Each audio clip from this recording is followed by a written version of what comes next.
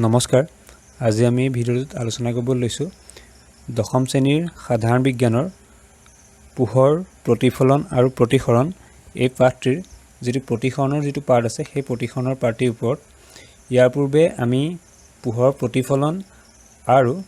যিসমূহ আমাৰ গোলাকাৰ দাপোনে গঠন কৰা যিসমূহ প্ৰতিবিম্ব বা গোলাকাৰ দাপোনৰ আমাৰ যিসমূহ ব্যৱহাৰ উত্তল দাপোনে হওক বা অৱতল দাপোনে হওক সেই ব্যৱহাৰ সম্পৰ্কে ইতিমধ্যে বেলেগ আমাৰ 4টা পাৰ্টত আলোচনা কৰা আছে গতিকে এই ভিডিওটো চোৱাৰ আগত সেই ভিডিওটা যদি এবাৰ চাই লও তেন্তে এই পাঠটিৰ আগৰ বস্তুখিনি আমাৰ বুজিবলৈ সহজ হ'ব এতিয়া আমি আজি ইয়াত আলোচনা কৰিম পোহৰৰ প্ৰতিসৰণৰ পাৰ্টৰ ওপৰত এতিয়া প্ৰথম জানো প্ৰতিসৰণ মানেনো কি প্ৰতিসৰণ মানে কি যে লিখা আছে পোহৰ এটা স্বচ্ছ মাধ্যমৰ পৰা আন এটা স্বচ্ছ মাধ্যমলৈ যোৱাৰ পথত মাধ্যম দুটাৰ সংযোগ তলত পোহৰৰ দিশ সলনি হোৱাকে পোহৰৰ প্ৰতিসৰণ বুলি কোৱা হয় কি কৈছে পোহৰ যেতিয়া এটা স্বচ্ছ মাধ্যমৰ পৰা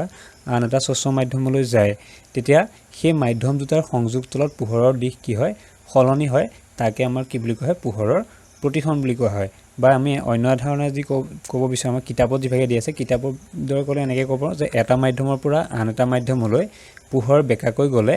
পোহৰৰ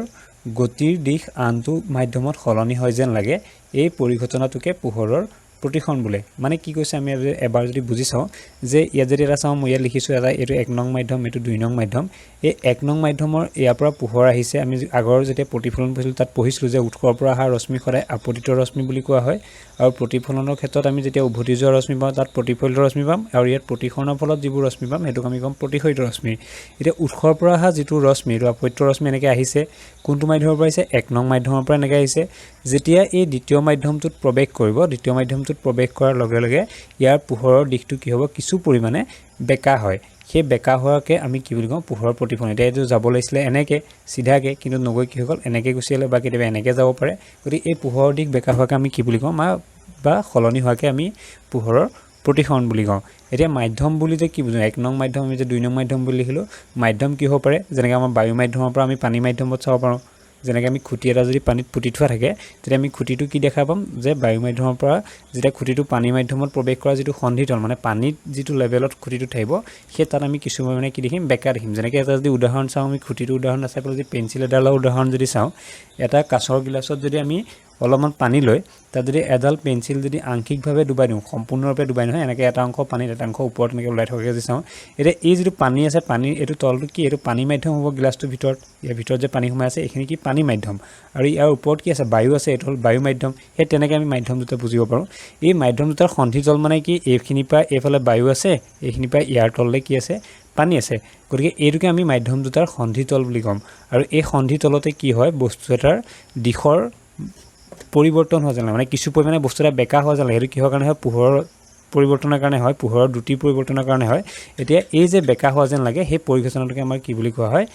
পোহৰৰ প্ৰতিসৰণ ইয়াত যেনেকৈ মই দেখাইছো পেন্সিল এডালৰ ছবিটো পেন্সিলডাল কি হৈছে ইয়াত এনেকৈ দুবোৱা আছিলে প্ৰকৃততে এইখিনি ভাঙি যোৱা নাই কিন্তু আমি ইয়াত পোহৰৰ দুটিৰ কাৰণে মাধ্যম দুটা যে সলনি হ'ল তাৰ কাৰণে ইয়াত কিছু পৰিমাণে আমি কি দেখো বেকা দেখো মানে উদাহৰণটো লিখা যায় কাঁচৰ গিলাছত থকা পানীত পেন্সিল এডাল আংশিকভাৱে ডুবাই দিলে বায়ু আৰু পানীৰ সন্ধিতলত ই বেকা হয় যেন লাগে এটো হৈছে বায়ু এখিনি পৰা ওপৰলে এখিনি পৰা তললে পানী গতিকে এটো হৈছে বায়ু আৰু পানীৰ সন্ধিতল পেন্সিলডালৰ পানীত নিমজ্জিত অংশৰ পৰা আহি আমাৰ চকুত প্ৰৱেশ কৰা পোহৰ পেন্সিলডালৰ পানীত নিমজ্জিত অংশৰ পৰা অহা পোহৰৰ তুলনাত পৃথক দিশৰ পৰা অহা যেন লাগে বাবে পেন্সিলডাল সন্ধিতলত বেকা হৈ যোৱা যেন লাগে প্ৰকৃততে বেকা হৈ নাযায় কিন্তু কি হয় ইয়াৰ এই পানীখিনিৰ তলত যে পেন্সিলডাল আছে ইয়াৰ পৰা এই অংশটোৰ পৰা আমাৰ পোহৰ প্ৰতিফলিত হয় আমাৰ চকুত যিখিনি পোহৰ সোমায় সেই পোহৰখিনি ইয়াৰ প্ৰকৃতৰ যিখিনি পোহৰৰ ৰশ্মি সেই পোহৰৰ ৰশ্মিৰ তুলনাত তাৰ পৰা কি হয় কিছু পৰিমাণে দিশৰ সলনি হোৱা যেন লাগে সেইকাৰণে আমি ইয়াত কি দেখো পেন্সিলডাল বেকাকৈ দেখা পাম বা অন্য পানীত যদি খুঁটি এটা পুতি থোৱাকৈ থাকে তাৰ ক্ষেত্ৰতো একে হ'ব এতিয়া এই যে প্ৰতিসৰণ যে ঘটে প্ৰতিসৰণৰ কাৰণটোনো কি প্ৰতিসৰণৰ কাৰণ হ'ল এটা স্বচ্ছ মাধ্যমৰ পৰা গৈ আন এটা মাধ্যমত সোমাওতে হোৱা পোহৰৰ দ্ৰুতিৰ পৰিৱৰ্তন আমি প্ৰথম যেতিয়া পোহৰৰ প্ৰতিফলন পঢ়িছিলো তাতে আমি পোহৰৰ দ্ৰুতিৰ কথা কৈছিলো যে শূন্যত পোহৰৰ দ্ৰুতি কিমান 3 × 10⁸ মিটাৰ পাৰ ছেকেণ্ড ঠিক তেনেদৰে মাধ্যমৰ অনুসাৰে তাৰ কি হয় পোহৰৰ দ্ৰুতি বেলেগ বেলেগ হয় আৰু এই পোহৰৰ দ্ৰুতি যে বেলেগ বেলেগ হয় সেই পোহৰৰ দ্ৰুতিতে বায়ুটো বেলেগ পানীটো বেলেগ এই পোহৰৰ দ্ৰুতিৰ পৰিৱৰ্তনৰ কাৰণে কি হয় এই প্ৰতিসৰণ ঘটে প্ৰতিসৰণ পৰিঘটনা যে ঘটে তাৰ কাৰণ হৈছে পোহৰৰ দ্ৰুতিৰ পৰিৱৰ্তনৰ কাৰণে আমি হেতু খালি মনত ৰাখিব লাগে এতিয়া আমি প্ৰতিসৰণ কি গম পালো এতিয়া আমি পঢ়িম প্ৰতিসৰণ যেনেকৈ প্ৰতিফলনৰ দুটা নিয়ম পাইছিলোঁ ঠিক একেদৰে প্ৰতিসৰণৰ দুটা নিয়ম আছে প্ৰতিসৰণৰ নিয়ম দুটানো কি কি এতিয়া পোহৰৰ প্ৰতিসৰণে দুটা নিয়ম মানি চলে সেই দুটা হ'ল আপতিত ৰশ্মি প্ৰতিসৰিত ৰশ্মি আৰু স্বচ্ছ মাধ্যম দুটাৰ সন্ধিতলত আপতন বিন্দুত টনা অভিলম্ব একেখন সমতলত থাকে যেনেকৈ আমি আগত পঢ়িছিলোঁ আপত্য ৰশ্মি প্ৰতিফলিত ৰশ্মি যেনেকৈ প্ৰতিফলনৰ ক্ষেত্ৰত পঢ়িছিলোঁ এইটো তাৰ সৈতে প্ৰায়ে একে জাষ্ট প্ৰতিফলিত ৰশ্মি নহয় ইয়াত যেনিবা প্ৰতিসৰিত ৰশ্মি হয় মানে কি ইয়াত যেনেকৈ এডাল আপত্য ৰশ্মি আহিছে এডাল প্ৰতিসৰিত ৰশ্মি আছিলে আৰু এইটো আছিলে কি আপতন বিন্দু আৰু এডাল আছিলে কি অভিলম্ব হি সদায় কি একেখন সমতলত থাকে গতিকে ইয়াৰ কাৰণে যিটো প্ৰথম সূত্ৰটো প্ৰতিফলনৰ লগত প্ৰায় একে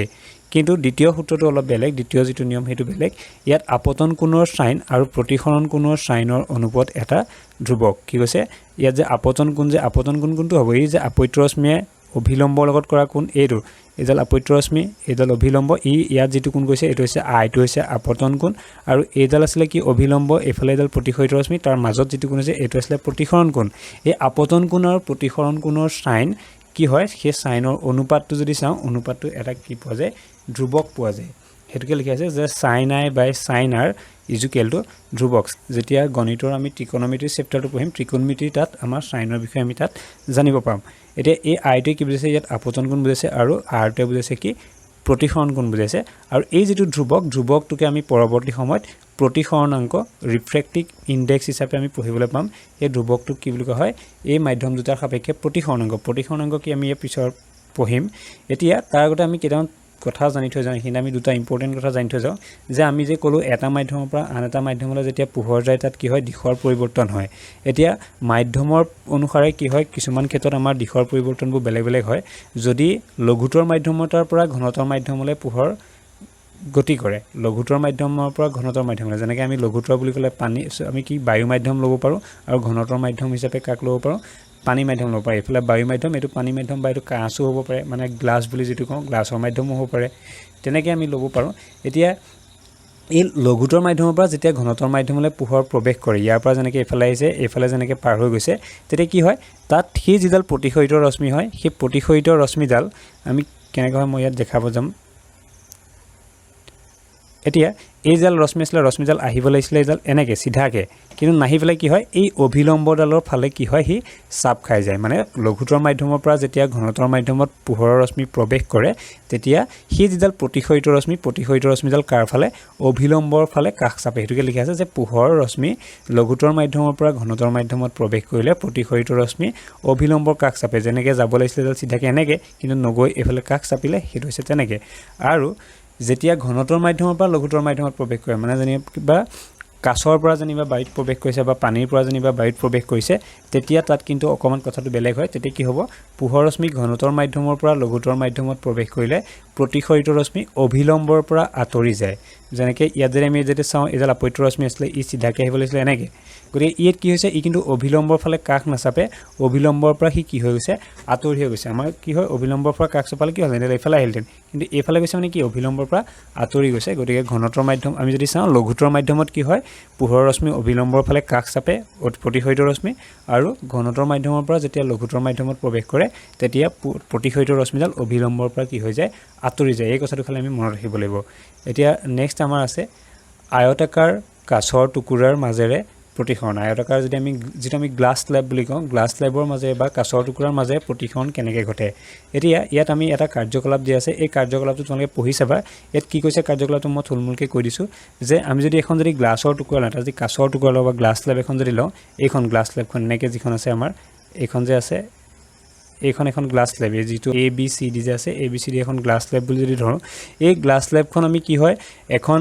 কাগজত লৈ পেলাই বগা কাগজ এখনত এনেকৈ প্ৰথম ইয়াত থৈ ল'লোঁ থৈ পেলাই তাৰ চাৰি কাষটোত আমি এনেকৈ এইখন যেনিবা গ্লাছখন ইয়াত চাইডে এনেকৈ পেঞ্চিলে যদি এনেকৈ দাগ দি লওঁ তেতিয়া আমি এনেকৈ বক্স এটা পাম আয়তাকাৰ এটা বক্স পাম তাৰপিছত সেই বক্সটোৰ কাষত আমি কি কৰিব লাগিব গ্লাছখন প্ৰথম লৈ ল'ব লাগিব গ্লাছখন দি পেলাই তাত এনেকৈ বাউণ্ডেৰীটো মাৰি ল'ব লাগিব তাৰপিছত সেই গ্লাছখনৰ আমাৰ কাষত হেলনীয়াকৈ যদি দুটা পিন মাৰোঁ মানে আমি যদি পিন দুটা যদি পুতোঁ কাগজখনৰ কাষত এনেকৈ এটা Fত এটা ইত আমি কেনেকৈ হেলনীয়াকৈ এনেকৈ কি কৈছোঁ এই যিখন পৃষ্ঠ আছে AB পৃষ্ঠ এনেকৈ হেলনীয়াকৈ খালি এনেকৈ নহয় এইখিনিতে এনেকৈ নহয় এনেকৈ হেলনীয়াকৈ যদি লওঁ তেতিয়া তাৰ পৰা যদি আমি সেই EF আৰু E আৰু F যি দুটা পিন আছে আমি যি দুটা পিন লৈছোঁ সেই পিন দুটাৰ পৰিৱৰ্তে আমি যিটো তাৰ পৰা যিটো আমি প্ৰতিবিম্ব পাম প্ৰতিবিম্বটো আমি কোনফালে দেখা পাম এইফালে এই প্ৰতিবিম্বটো যে আমি এইফালে চাই যদি চাওঁ তেতিয়া প্ৰতিবিম্বটো আমি কেনেকৈ এনেকৈ জি আৰু এইচ এনেকৈ ধৰণে আমি দেখা পাম আৰু সেই ফুটকেইটা আমি যেতিয়া পিনকেইটা উঠাই পেলাই তাত যদি এনেকৈ দুটা ফুট দিওঁ এই পিনটো উঠাই দিলে ইয়াত ই ফুটটো এনেকৈ দিলোঁ তাক ই নাম দিলোঁ এইখিনিৰ পৰা পিনটো উঠাইলোঁ তাক এটা নাম দিলোঁ এফ আকৌ এইখিনিৰ পৰা পিনটো উঠাইলোঁ তাক এনেকৈ ফুটটা দি তাৰ নামটো দিলোঁ জি এইখিনিৰ পৰা পিনটো উঠাই তাক ফুটটা দি পেলাই এইখিনি দিলোঁ এইচ তেনেকৈ আমি যেতিয়া দি ল'লোঁ ফুটকেইটা নামকেইটা দি ল'লোঁ তাৰপিছত যদি গ্লাছ স্লেবখন যদি আমি আঁতৰাই দিওঁ আঁতৰাই পেলাই যদি এনেকৈ কিছুমান এই যদি গ্লাছ স্লেবখন নথকাৰ পিছত আমি হাতেৰে যেনেকৈ স্কেলৰ সহায়ত ৰখা কিছুমান ৰেখাখণ্ডৰ সহায়ত আমাক দেখুওৱা হৈছে এনেকৈ যদি টনা হয় কি কৈছে বুজি পাইছেনে এনেকৈ এইটো আছিলে এই বক্সটো ক'ব পাইছিলোঁ গ্লাছখনৰ চাৰি কাষটো পৰিসীমাটো তাৰপৰা এ পিনটো ই পিনটো আৰু এফ পিনটো ক'ব পাইছিলোঁ আমি সেই পিন দুটা যে পাইছিলোঁ সেই তাৰ পৰা সেই বিন্দু দুটা পাইছোঁ আৰু জি আৰু এইচটো পাইছোঁ ক'ৰ পৰা তাৰ সেই প্ৰতিবিম্ব পিন দুটাৰ প্ৰতিবিম্ব যিটা গঠন হৈছিলে তাৰ পৰা পৰৱৰ্তী সময়ত কি কৈছে এই ই এফ এনেকৈ জইন কৰি দিছোঁ ইয়ালৈকে এই য'ত গ্লাছখনত চুইছে তাত আমি নাম দিছোঁ অ' বিন্দু বুলি আৰু এইফালে জি আৰু এইচ সংযোগ কৰিছোঁ গ্লাছখনৰ এই অংশৰ পৰা এনেকৈ আৰু তাক আমি নাম দিছোঁ কি জি এইচ বুলি এনেকৈ সংযোগ কৰিছোঁ তাত য'ত জইন হৈছে তাক নাম দিছোঁ অ' ড্ৰেছ তাৰপিছত অ' আৰু অ' ড্ৰেছ আমি কি কৰিছোঁ সংযোগ কৰিছোঁ তাৰপিছত আমি এই ৰেখা কিডাল পাইছোঁ এনেকৈ ৰেখাডাল পাম এতিয়া এই ৰেখাডালৰ সহায়ত যদি আমি চাওঁ কি দেখা পাম যে আমি যে অলপ আগতে পঢ়িছিলোঁ লঘুতৰ মাধ্যমৰ পৰা ঘনতৰ মাধ্যমত প্ৰৱেশ কৰিলে ঘনতৰ মাধ্যমৰ পৰা লঘুতৰ মাধ্যমত প্ৰৱেশ কৰিলে কেনেকুৱা হয় সেই তেনেকুৱা ধৰণৰ কথা কিছুমান আমি ইয়াত দেখা পাম এতিয়া ইয়াত যদি চাওঁ চিত্ৰটোত কি হ'ব চিত্ৰত পোহৰৰ ৰশ্মিয়ে অ' আৰু অ' ড্ৰেছ বিন্দুত ইয়াৰ দিশৰ সলনি কৰিছে আমি ছবিটো যদি চাওঁ এই অ' বিন্দুত আৰু অ' ড্ৰেছ বিন্দুত কি হৈছে দিশৰ পৰিৱৰ্তন হৈছে যেনেকৈ এইফালৰ পৰা আহিছিলে সি চিধাকৈ এনেকৈ যাব লাগিছিলে কিন্তু নগৈ এইফালে এনেকৈ ঘূৰি আহিলে আৰু ইয়াৰ পৰা যেতিয়া ওলাই গৈছে ই চিধাকৈ এনেকৈ গৈ পেলাই এনেকৈ যাব লাগিছিলে কিন্তু নগৈ পেলাই এনেকৈ গুচি আহিছে বেকা হৈ গৈছে গতিকে আমাৰ কি হৈছে ইয়াত পোহৰৰ দিশৰ পৰিৱৰ্তন হৈছে এই অ' আৰু অ' ড্ৰেছ দুয়োটা বিন্দু স্বচ্ছ মাধ্যম দুটাত পৃথক কৰা পৃষ্ঠত অৱস্থিত এ বিৰ ওপৰত অ' বিন্দুত এন ড্ৰেছ এডাল লম্ব আৰু অ' ড্ৰেছ বিন্দুত চি ডিৰ ওপৰত এম ড্ৰেছ এডাল লম্ব মানে কি কৈছে মই ছবিটোত বুজাই দিছোঁ যে ইয়াত যদি আমি যদি চাওঁ ইয়াত য'ত কাটিছোঁ অ' বিন্দুত তাত এই এ বিৰ ওপৰত এডাল লম্ব টনা হৈছে এইডাল এন ড্ৰেছ আৰু এইফালে যিডাল চি ডি আছে চি ডিৰ ওপৰত এডাল লম্ব টনা হৈছে অ' ড্ৰেছ বিন্দুত সেইডালৰ নাম হৈছে এম ড্ৰেছ এইডাল হৈছে অভিলম্ব এইফালে এডাল অভিলম্ব এইফালে এডাল অভিলম্ব আমি এনেকৈ আঁকি ল'লোঁ এতিয়া ইয়াত কি হৈছে ই অ'ডালে বুজাইছে আপত্য ৰশ্মি ই অ' এইটো হৈছে ই এইটো হৈছে অ' মানে এইডাল যিডাল আছে এইডাল হৈছে কি এই যিডাল পাইছোঁ এইডাল আছে কি আপতিত ৰশ্মি গতিকে ই অ'য়ে বুজালে আপতিত ৰশ্মি তাৰপৰা অ' ড্ৰেছ হৈছে প্ৰতিসৰিত ৰশ্মি ইয়াত কি হৈছে এই সন্ধিতলত আমাৰ কি হৈছে প্ৰতিসৰণ ঘটিছে গতিকে এইডাল হৈছে প্ৰতিসৰিত ৰশ্মি আৰু অ' ড্ৰেছ এইচ হৈছে নিৰ্গত ৰশ্মি তাৰপিছত আমাৰ যেতিয়া আকৌ সেই মাধ্যমটোৰ পৰা যেতিয়া ওলাই গৈছে এইডাল জি এইচ এইফালে যে আমি যদি চাওঁ এইডাল অ' ড্ৰেছ এইফালে এইচ বিন্দুটোৰ নাম দিয়া আছে সেইকাৰণে অ' ড্ৰেছ এইচ বুলি কৈছে সেইডাল হৈছে তাত কি নিৰ্গত ৰশ্মি গতিকে এইখিনিৰ পৰা এইখিনিলৈ এডাল আপতিত ৰশ্মি এইখিনিৰ পৰা এইখিনি এডাল প্ৰতিসৰিত ৰশ্মি আৰু ইয়াৰ পৰা যিডাল লাগিছে সেইডালক কোৱা হয় কি বুলি নিৰ্গত ৰশ্মি আমি এনেকৈ মনত ৰাখিব লাগিব আৰু এতিয়া ইয়াত আৰু কিছুমান আমি যে পঢ়িছিলোঁ লঘুতৰ মাধ্যমৰ পৰা ঘনতৰ মাধ্যমত যেনেকৈ প্ৰৱেশ কৰিলে পোহৰৰ দিশৰ সলনি হয় প্ৰতিসৰিত ৰশ্মিৰ দিশৰ সলনি হয় এতিয়া ইয়াত তেনেকৈ ধৰণে আমি পাম অ' বিন্দুত পোহৰ ৰশ্মি লঘুতৰ মাধ্যমৰ পৰা ঘনতৰ মাধ্যমত প্ৰৱেশ কৰিছে পোহৰ ৰশ্মি লম্বৰ কাষলৈ বেকা হৈছে এতিয়া বায়ু মাধ্যমৰ পৰা ৰশ্মি আহিছিলে আপত্য ৰশ্মি এই গ্লাছত সোমাইছিলে গতিকে বায়ুটো আছিলে কি লঘুতৰ মাধ্যম আৰু গ্লাছটো আছিলে কি ঘনতৰ মাধ্যম গতিকে লঘুতৰ মাধ্যমৰ পৰা যেতিয়া ঘনতৰ মাধ্যমলৈ গৈছিলে তেতিয়া এই যিডাল প্ৰতিসৰিত ৰশ্মি আছিলে কি আছিলে এই যে যাব লাগিছিলে এনেকৈ সি কাৰ ফালে চাপিলে অভিলম্বৰ ফালে চাপিলে আকৌ পিছৰবাৰ কি হৈছিলে যে এইডাল আহিছিলে প্ৰতিসৰিত ৰশ্মি এনেকৈ যাব লাগিছিলে এনেকৈ মাজেদি যাব লাগিছিলে কিন্তু এনেকৈ পাৰ হৈ গ'ল মানে কি হৈছে এই অভিলম্বৰ পৰা আঁতৰি গৈছে গতিকে ইয়াৰ ক্ষেত্ৰত আমি তেনেকৈ ধৰণে ছবিটোৰ সহায়ত যদি ভালকৈ অকণমান যদি ভাবি পেলাই চোৱা তেতিয়া ভালদৰে বুজি পাবা তাৰপিছত এতিয়া গ্লাছৰ টুকুৰাৰ ক্ষেত্ৰত নিৰ্গত ৰশ্মি আপতিত ৰশ্মিৰ কি হয় সমান্তৰাল হয় মানে কি কৈছে যে আমি এই গ্লাছ স্লেব এখনৰ ক্ষেত্ৰত যদি ইয়াত যিটো আপত্য ৰশ্মি আৰু নিৰ্গত ৰশ্মি পাওঁ এই নিৰ্গত ৰশ্মি আৰু আপত্য ৰশ্মি যদি চাওঁ দুইডাল কি হয় সমান্তৰাল মানে এইডাল আৰু এই যিডাল আছে এই দুইডাল কি হয় সমান্তৰাল ৰশ্মিৰ বিষয়ে আগতে আমি আলোচনা কৰিছোঁ সমান্তৰাল হ'লে কি হয় আমি যেতিয়া প্ৰতিফলনৰ গোলাকাৰ দৰ্পণৰ ক্ষেত্ৰত আমি যেতিয়া ৰশ্মি চিত্ৰ আঁকিছিলোঁ তাত আমি সমান্তৰাল ৰশ্মিৰ ওপৰত আলোচনা কৰি আহিছোঁ এই যে সমান্তৰাল হয় ই কিহৰ কাৰণে হয় এই যিটো গ্লাছ হয় এইখন যিখন পৃষ্ঠ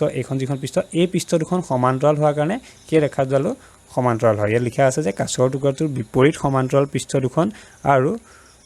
ইয়াত পোহৰৰ ৰশ্মি বেকা হোৱাৰ পৰিমাণ সমান আৰু বিপৰীত সেইকাৰণে কি হয় গ্লাছৰ টুকুৰাৰ ক্ষেত্ৰত নিৰ্গত আপত্য ৰশ্মি কি হয় নিৰ্গত ৰশ্মি আপত্য ৰশ্মিৰ সমান্তৰাল হয় কিহৰ কাৰণে যে এইখন পৃষ্ঠ এই গ্লাছখনৰ এইখন পৃষ্ঠ এইখন সমান্তৰাল আৰু পোহৰৰ ৰশ্মি বেকা হোৱাৰ পৰিমাণটো কি হয় দুইটাতে সমান আৰু কি হয় বিপৰীত হয় সেই কাৰণে ইয়াত তেনেকুৱা ধৰণৰ হয় কিন্তু প্ৰিজমৰ ক্ষেত্ৰত যদি চাওঁ প্ৰিজমৰ ক্ষেত্ৰত কি হ'ব এনেকৈ ধৰণে আমি নিৰ্গত ৰশ্মি আৰু অপত্যৰ ৰশ্মি কিন্তু সমান্তৰাল নাপাম কিহৰ কাৰণে সমান্তৰাল নাপাম কাৰণ প্ৰিজমটোৰ ক্ষেত্ৰত যেতিয়া চাম তাত কিন্তু এই ৰেখাডাল আৰু এই ৰেখাডাল বা এইডালৰ এইডাল যদি চোৱা যায় সেইডাল কিন্তু কি নহয় সমান্তৰাল নহয় সেইকাৰণে তাত আমি তেনেধৰণে নাপাওঁ প্ৰিজমৰ ক্ষেত্ৰত নেক্সট আমি এতিয়া এটা টপিক আছে এইটো ইম্পৰ্টেণ্ট টপিক এইটো হৈছে প্ৰতিসৰণাংক প্ৰতিসৰণাংক মানেনো কি এতিয়া প্ৰতিসৰণাংক কি পোহৰ ৰশ্মি এটা মাধ্যমৰ পৰা অন্য এটা মাধ্যমলৈ গতি কৰিলে প্ৰদত্ত মাধ্যম যুগলৰ বাবে হোৱা দিশৰ পৰিৱৰ্তনৰ পৰিমাণকে প্ৰতিসৰণাংক বুলি কোৱা হয় আমি যেনেকৈ পঢ়িছিলোঁ এটা মাধ্যমৰ পৰা আন এটা মাধ্যমলৈ যেতিয়া পোহৰ গতি কৰিছে তেতিয়া সেই মাধ্যম যুগলত যেতিয়া পোহৰ ৰশ্মি যিমান পৰিমাণে দিশৰ পৰিৱৰ্তন কৰিছে যেনেকৈ এইফালৰ পৰা আহিছিলে ইয়াৰ পৰা এনেকৈ গ'ল ইয়াত যে সেই দিশৰ পৰিৱৰ্তন যে হ'ল কিমান পৰিমাণে হ'ল সেইটোকে আমি কি বুলি ক'ম প্ৰতিসৰণাংক বুলি ক'ম বা আৰু এভাগে যদি কওঁ এনেকৈ ক'ব পাৰোঁ শূন্যত পোহৰৰ বেগ আৰু কোনো মাধ্যমত পোহৰৰ বেগৰ অনুপাতক সেই মাধ্যমটোৰ প্ৰতিসৰণাংক বোলে আমি যদি পোহৰৰ বেগ আৰু কোনো মাধ্যমৰ যদি পোহৰৰ বেগৰ অনুপাত যদি উলিয়াওঁ সেই অনুপাতটোকে আমি কি বুলি ক'ম প্ৰতিসৰণাংক বুলি ক'ব পাৰোঁ ইয়াত sin i আৰু sin r এই দুটা কোণ আছে ইয়াত যদি তাৰ সেইটো ফালৰ পৰা চাব sin i আৰু sin r ইয়াৰ যিটো ধ্ৰুৱক পাম আমি অলপতে কৈ থৈ আহিছিলোঁ সেই ধ্ৰুৱকটোকে কি বুলি কোৱা হয় প্ৰতিসৰণাংক বুলি কোৱা হয় এই যিটো শূন্যত পোহৰৰ বেগ আৰু কোনো মাধ্যমত পোহৰৰ বেগ এইটো আমি তলত ভালদৰে ইয়াৰ ওপৰত আলোচনা কৰিম এতিয়া এইখিনিতে এটা কথা মনত ৰাখিবা যে শূন্যত পোহৰৰ দুটি সৰ্বোচ্চ আৰু ইয়াৰ মান 3 × 10⁸ মিটাৰ পাৰ ছেকেণ্ড গতিকে এইটো কথা মনত ৰাখিব লাগিব যে শূন্যত পোহৰৰ বেগ কিমান বা পোহৰৰ দুটি 3 × 10⁸ মিটাৰ পাৰ ছেকেণ্ড এতিয়া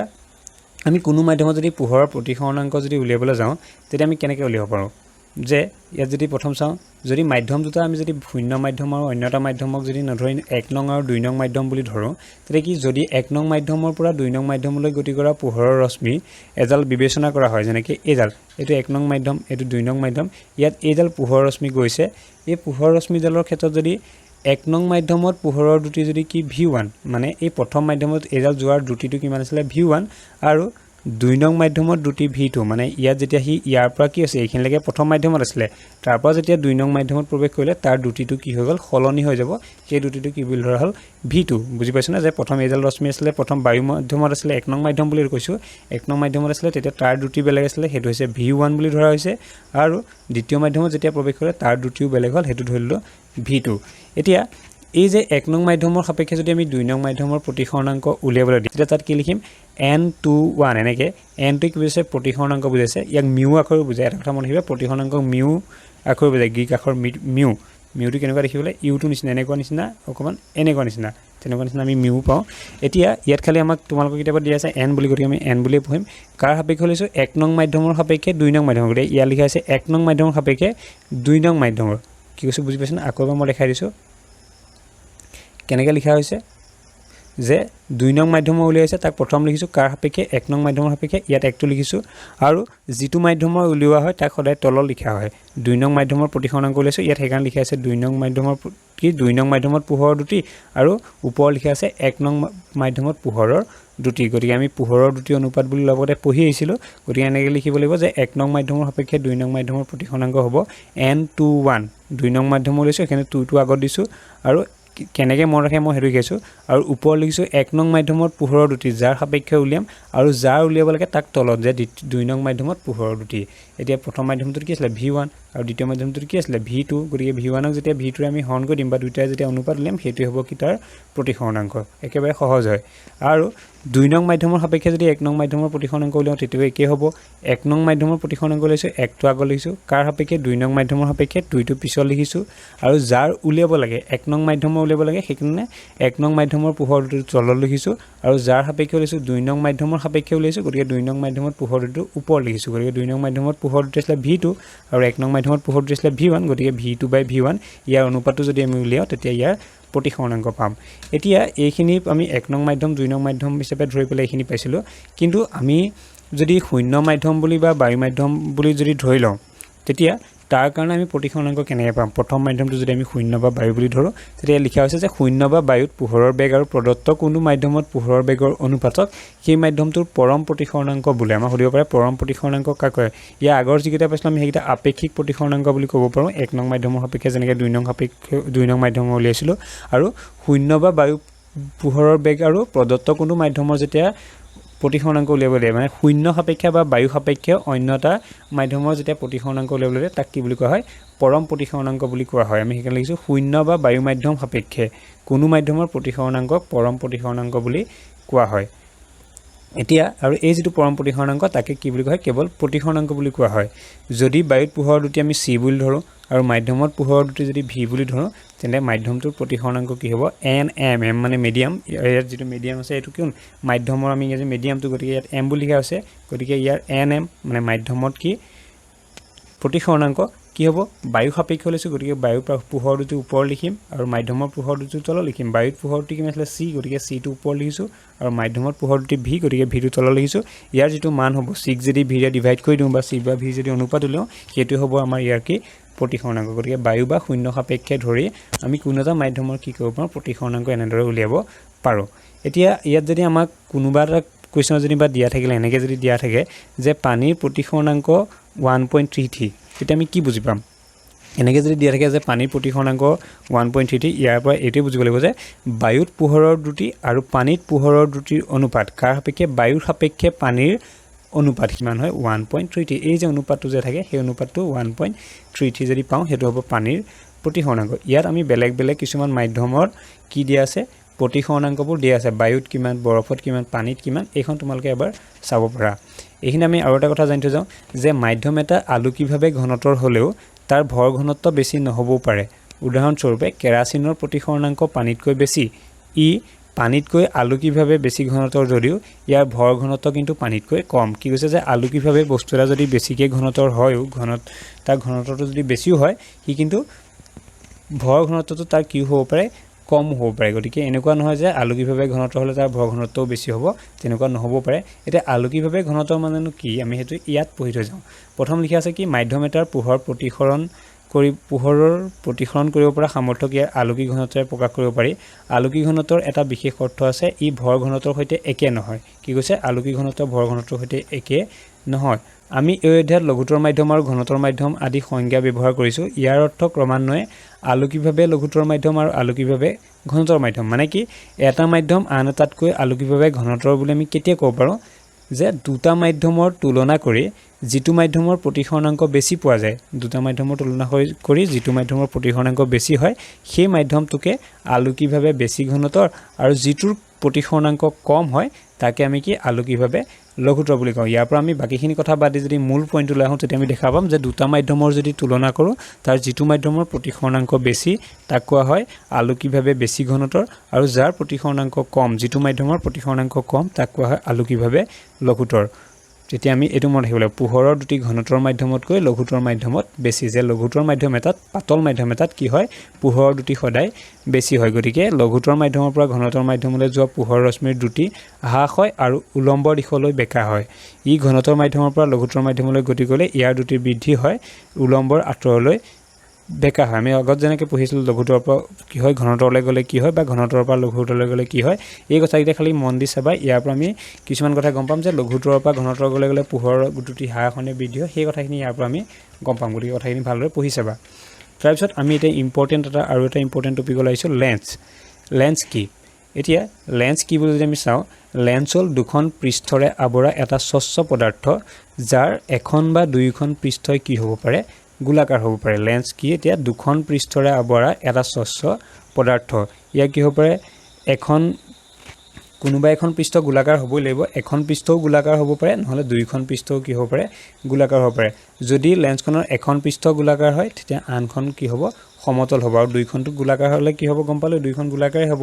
এতিয়া লেন্সবোৰক আমি কি কৰা হয় দুটা ভাগত ভাগ কৰা হয় এক নম্বৰটো আছে উত্তল লেন্স আৰু দ্বিতীয়টো আছে অবতল লেন্স আমি যেনেকৈ দাপনৰ ক্ষেত্ৰত উত্তল দাপন আৰু অবতল দাপন পঢ়িছিলোঁ লেন্সৰ ক্ষেত্ৰতো আমি দুটা পাম উত্তল লেন্স আৰু অবতল লেন্স উত্তল লেন্স কোনবোৰক কয় যি লেন্সৰ দুইখন পৃষ্ঠ বাহিৰলৈ উফন্দি থকা আৰু দাঁতিৰ অংশতকৈ মাজভাগ শকত হয় তেনে লেন্সক উত্তল লেন্স বুলি কোৱা হয় এইখন যেনেকৈ ইয়াৰ কি হৈছে দুইটা ফাল এনেকৈ বাহিৰলৈ উফন্দি আছে দুইটা ফাল বাহিৰলৈ ওলোৱা দুইখন পৃষ্ঠ গতিকে দুইখন পৃষ্ঠ যেতিয়া বাহিৰলৈ ওলোৱা হয় তাকে আমি কি বুলি ক'ম উত্তল লেন্স বুলি ক'ম আৰু অবতল লেন্স যদি চাওঁ তেতিয়া কি দেখিম যে যি লেন্সৰ দুইখন পৃষ্ঠ ভিতৰলৈ সোমোৱা ইয়াত যেনেকৈ এইখন ভিতৰলৈ সোমোৱা এইখন পৃষ্ঠ ভিতৰলৈ সোমোৱা আৰু মাজৰ অংশ দাঁতিৰ অংশ মাজৰ অংশতকৈ দাঁতিৰ অংশ শকত হয় তেনে লেন্সক অৱতল লেন্স বুলি কোৱা হয় এই মাজৰ যিটো অংশ এইখন আৰু এই যিটো দাঁতিৰ অংশ এটা কি আছে মাজৰ অংশতকৈ দাঁতিৰ অংশবোৰ কি হৈছে শকত হৈছে কিন্তু উত্তল লেন্সৰ ক্ষেত্ৰত কি মাজৰ অংশটো